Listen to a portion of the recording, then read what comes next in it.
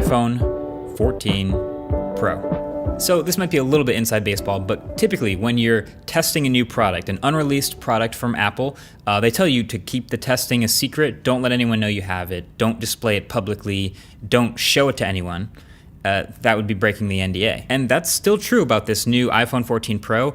But I'll tell you what, I was able to walk around, take pictures, text people, pay for things with Apple Pay, and nobody even blinked an eye because it looks exactly the same as the iPhone 13 Pro. This is still, of course, a new phone though for a new year. And so really there are three major things that are new with the 14 Pro. Those being the internals, the display, and the cameras.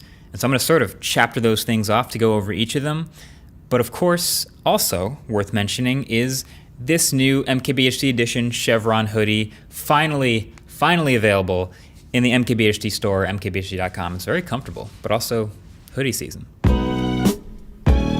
Yeah, on and on, the mean So there's not a whole lot of new pieces in this new phone, but there's technically more in this one than the baseline iPhone 14, because this one actually gets a silicon upgrade to the new A16 Bionic and 6 gigs of RAM, top of the line new 4nm system on a chip from Apple. You could tell though, when they gave the presentation in the keynote, that it must be a pretty minor bump from the A15 Bionic because they went straight to comparing it to the A13 Bionic from a couple years ago. In real life though, so far it's benchmarked very similar to an A15 Bionic, just slightly above, as expected.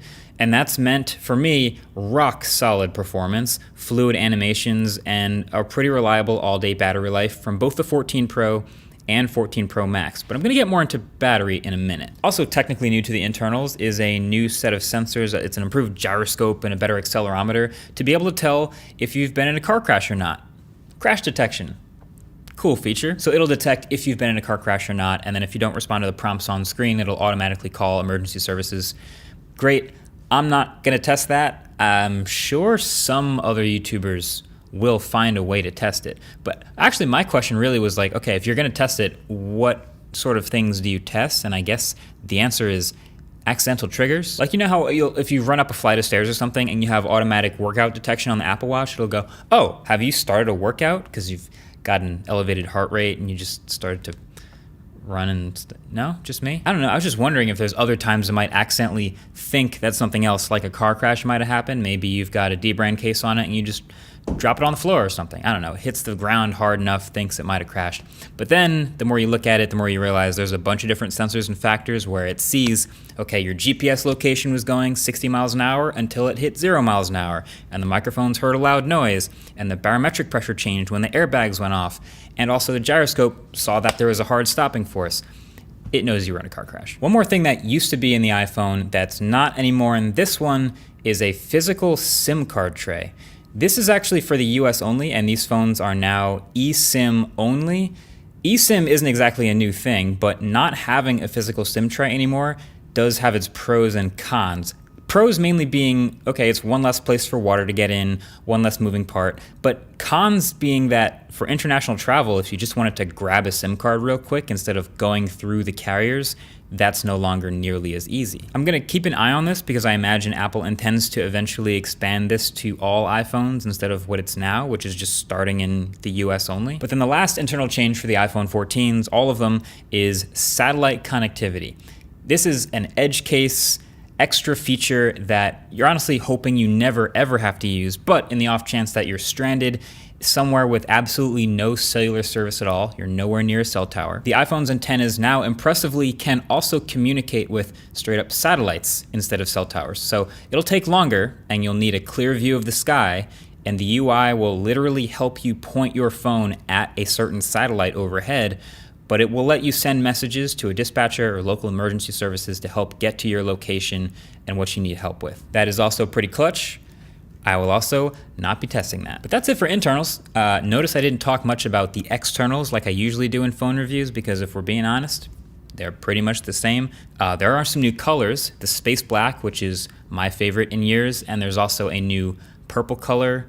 From certain angles, you can hardly even tell it's purple, but if it hits the light, you know, for a Pro phone, that's a solid purple, I guess. Really only the camera bumps changed. They are definitely slightly larger and thicker than the 13 Pros, but bottom line is when an iPhone 13 Pro can fit in an iPhone 14 Pro's case, And, you know, it's pretty close. What's going on? What's going on?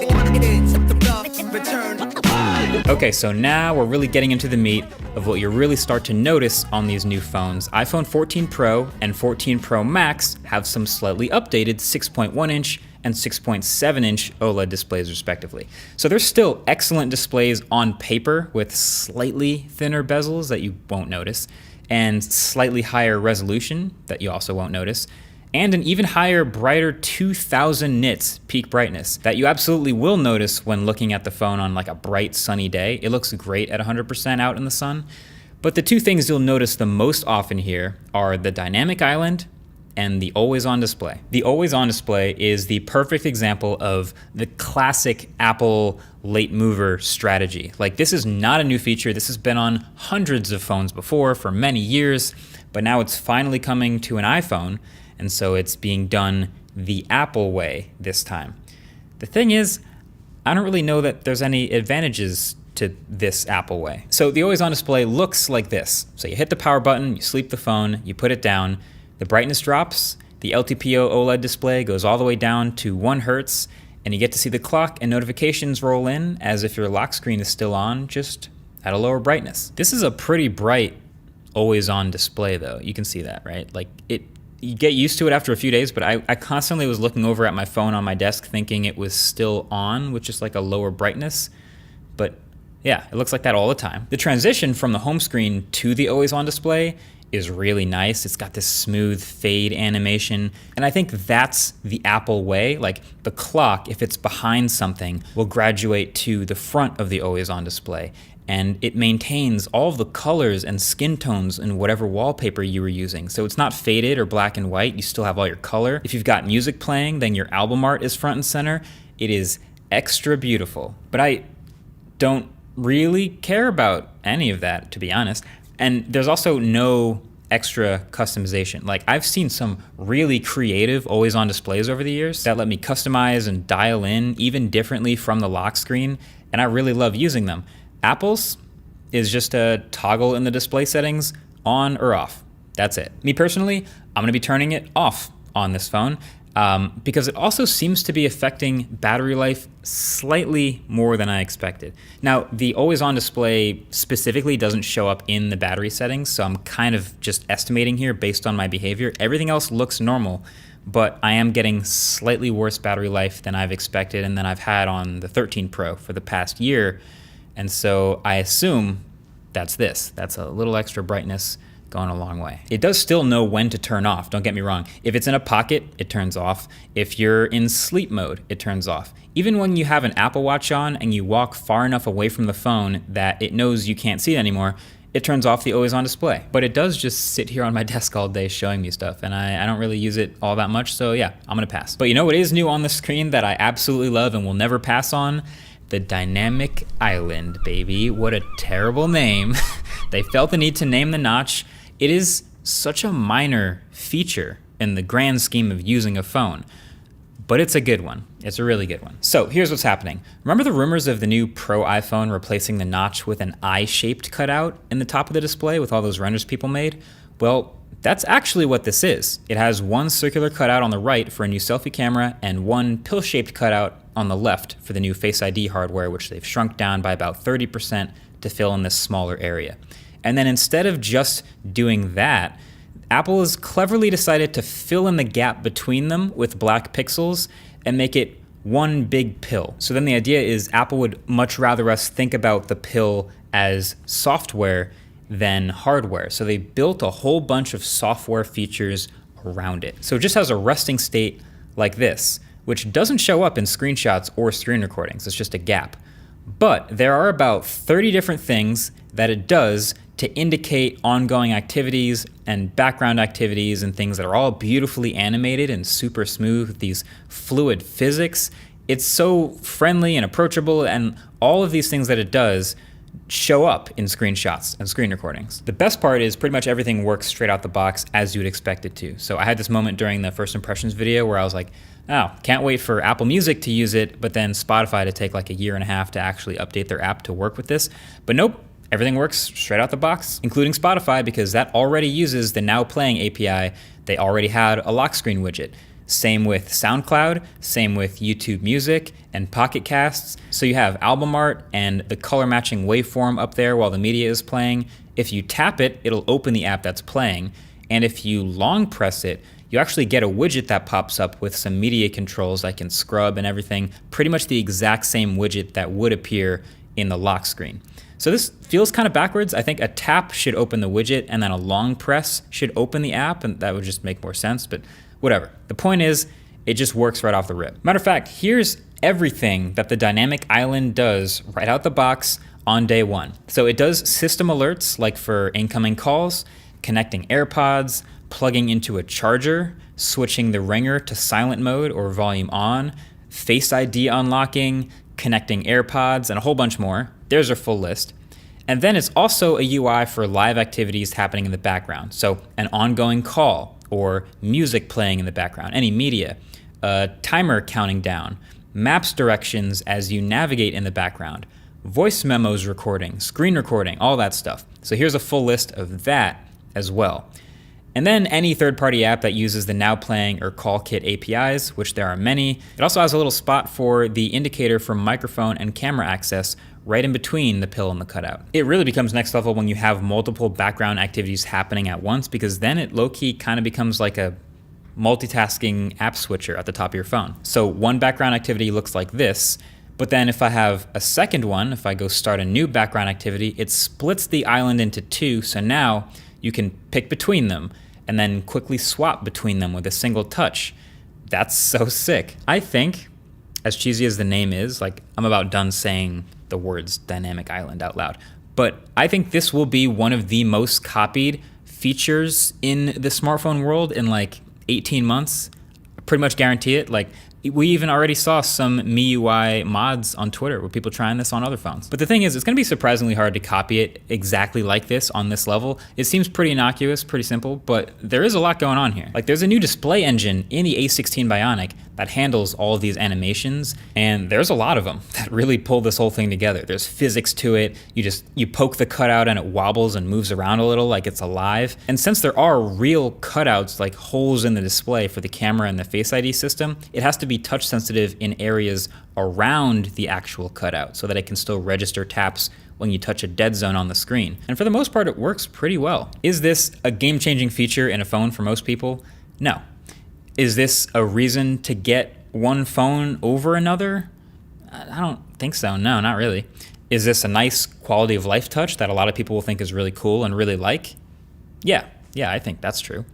Is this feature technically invented by LG 7 years ago with the top screen on the LG V10? Yes, absolutely. On and on, c'est toujours. All right, if you watch enough iPhone presentations, then you know that the Pro iPhone really is and has been all about the cameras. Fun fact, they spent 23 minutes on stage at the September event talking about the iPhone 14 Pro, and 7 of those minutes, about 33%, were just talking about the camera. And so this is the biggest change, at least on paper, that's been made to the iPhone camera in many years. Look at this graph. This is a graph of the megapixel count of every iPhone camera since they first came out. They've been confidently repeating the 12 megapixel sensor since the iPhone 6S. But this year we got a leap. We got the leap. The primary camera on the iPhone 14 Pro is now a new 48 megapixel sensor. It's 65% larger than the one we had on the 12 Pro. It has a second generation focus shift optical image stabilization, 100% focus pixels, and sits behind a new f1.78 lens. I think we can all agree that's a great set of specs that we expect great imagery from. But really, the more I've been playing with it, it's just more about what the new 48 megapixel sensor enables. That's so great. So a new, larger 48 megapixel sensor. That's gonna bend down to 12 megapixels for all your normal photos, but you do get the benefits of sharpness and more light gathering from a larger sensor. That also gives you faster shutter speeds to freeze motion more often in non-perfect conditions. And it lets me take low light photos with a shorter shutter time, which is very convenient. But the larger sensor also gives you a really nice, shallow, natural depth of field without portrait mode, more than we've ever seen from an iPhone camera. Now, other phones I've seen do this just as well, but it presents a new set of challenges like fringing and autofocus. but I've been very impressed with how well the iPhone deals with both. Not a whole ton of fringing on close-up subjects, and the 100% coverage with focus pixels has been pretty locked in on tracking subjects and keeping things in focus, even with the shallow depth of field. My only complaint really is the pretty weak minimum focus distance. Things get blurred when you get close to the primary camera, so you gotta switch to the macro mode pretty early. Luckily, the ultra-wide has some improvements too, so that's not the end of the world. Then, a 48 megapixel sensor also enables this new 2x button. Doesn't seem like that huge of a deal, but it's literally just cropping in on the middle 12 megapixels of this huge sensor. So it's essentially like an optical zoom. It's not like you're gonna lose quality the way anything less than 3x would have been before on iPhones, because it was cropping into an already 12 megapixel image. The 48 megapixel sensor also enables this new action mode in video, which is this super aggressive stabilization for really shaky video. And it does this with a pretty heavy crop, but it's also able to still shoot in up to 2.8K in this mode.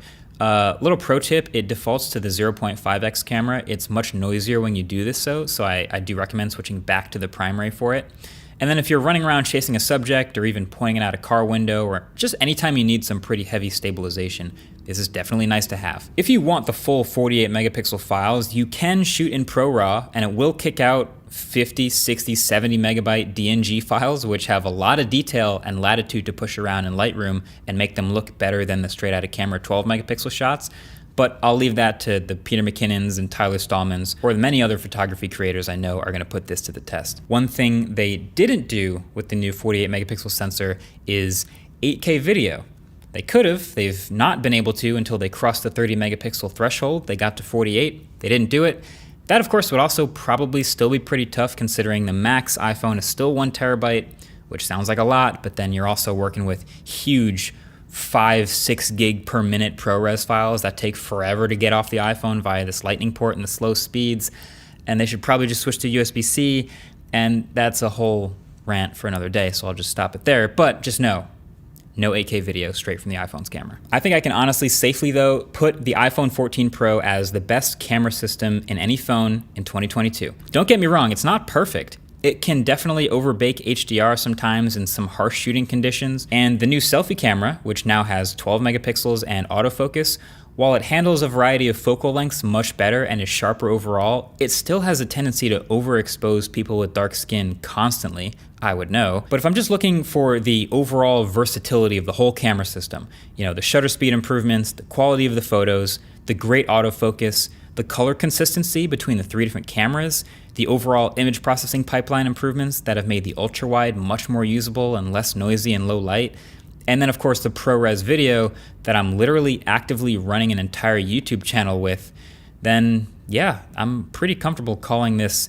the Camera King again. And yes, I am going to be shooting the new autofocus video with the iPhone 14 Pro's cameras, so if you want a large helping of sample footage, that's going to be the place to go. Go subscribe over there. Plus the car is going to be, it's a fun one. It's going to be a good video, so don't miss it anyway. Oh, also, guess what? Guess what?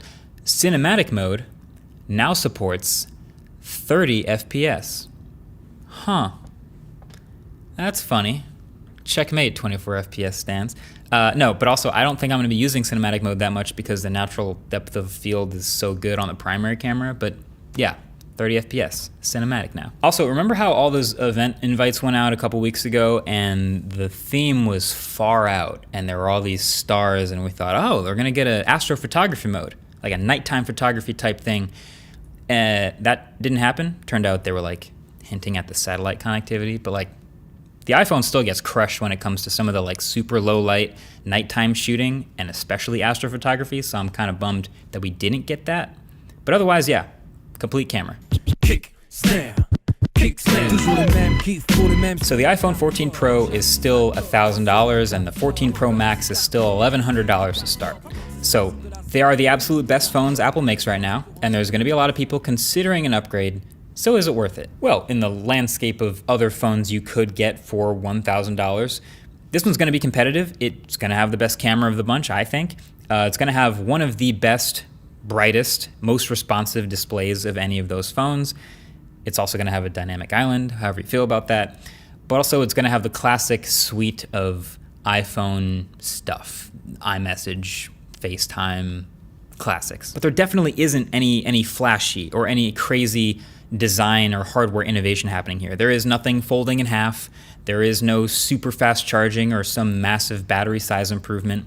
The new colors, which you've seen, are like, yeah, you can kind of tell that they're a little different looking, but this is a very refined update. And so really the truth is, if you have an iPhone 11 or later at this point, then the new iOS 16 update pushing out to your phone right now is gonna make just as big of a difference to the user experience of using your phone as getting the new phone probably would. So yeah, I'd say, the new lock screen, the haptic keyboard, all this stuff. I did a video on all the new features. You can check that out. But yeah, this is a really good phone. You should get it if you either want the latest and greatest and best of a smartphone camera available right now, or if you've just got a $1,000 hole in your pocket burning away and you just have to have the latest and greatest Pro iPhone.